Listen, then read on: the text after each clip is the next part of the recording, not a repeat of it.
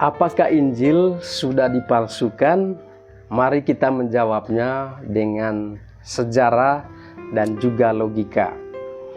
Teman-teman, tema video yang kita bahas kali ini adalah mau menjawab tuduhan-tuduhan agama yang di sebelah, yang mana dalam debat ataupun dalam argumen-argumen mereka seringkali mengatakan bahwa Injil sudah dipalsukan. Tentu tujuannya untuk menggoyahkan iman kita. Nah, sebagai pengikut Yesus Kristus, mari kita menjawabnya dengan bukti sejarah dan logika akal sehat kita. Teman-teman, jika Injil benar-benar telah diubah, pertanyaannya kapan, di mana, dan oleh siapa perubahan itu dilakukan? Jika ada pemalsuan, mana naskah asli yang bisa dibandingkan? Nah, jika Allah mewahyukan Injil tetapi kemudian membiarkannya dipalsukan, apakah itu berarti Allah tidak mampu menjaga firman-Nya sendiri? Nah, teman-teman, yang pertama kita akan membahas keaslian Injil berdasarkan bukti manuskrip kuno. Teman-teman, Alkitab ini atau termasuk Injil dalamnya adalah salah satu kitab kuno dengan bukti manuskrip terbanyak dalam sejarah. Ada lebih dari 5.800 manuskrip Yunani kuno, 10.000 manuskrip Latin, dan ribuan terjemahan lainnya yang tersebar di berbagai wilayah dunia sejak abad pertama. Jadi jika Alkitab telah dipalsukan, bagaimana mungkin manuskrip ini tetap konsisten dalam isinya?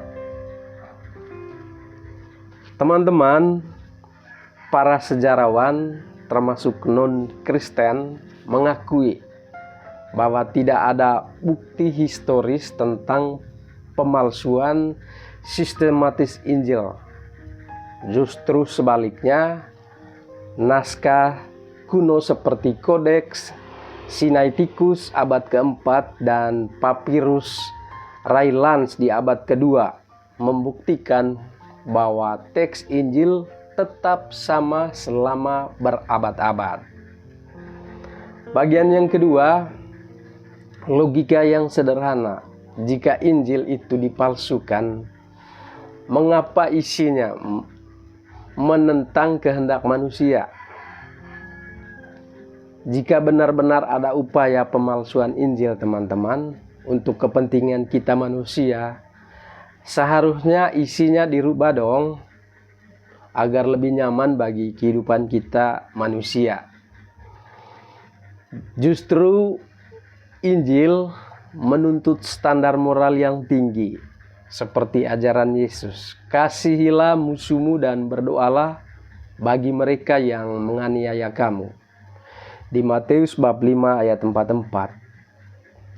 Teman-temanku, jika kita manusia atau jika manusia yang memalsukan Injil, mengapa mereka tidak mengubah bagian-bagian yang sulit ini?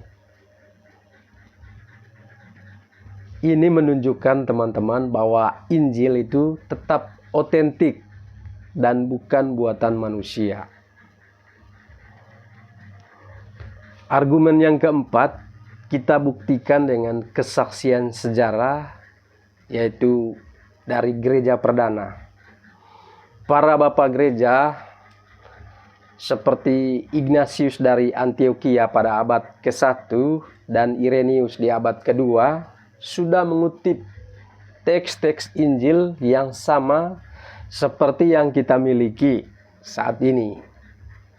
Jika ada pemalsuan, maka seharusnya ada perbedaan drastis antara kutipan mereka dan Injil yang ada sekarang.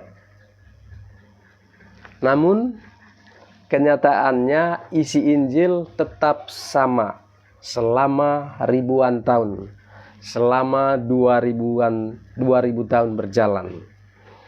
Jadi kesimpulannya teman-teman, jika Allah berkuasa, mungkinkah Ia membiarkan firman-Nya dipalsukan? Nah, sebagai penutup, mari kita renungkan. Jika Allah Maha Kuasa dan Maha Benar, mungkinkah Ia membiarkan firman-Nya sendiri dipalsukan tanpa jejak?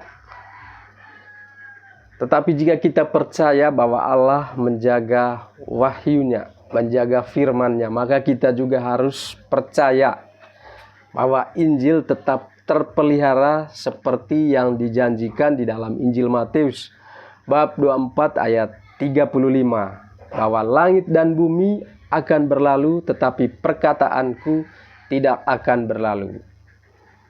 Jadi teman-teman, pertanyaannya bukan lagi apakah Injil telah dipalsukan, tetapi pertanyaannya apakah kita berani mencari kebenaran yang sejati? Itu pertanyaannya teman-teman. Tuhan memberkati.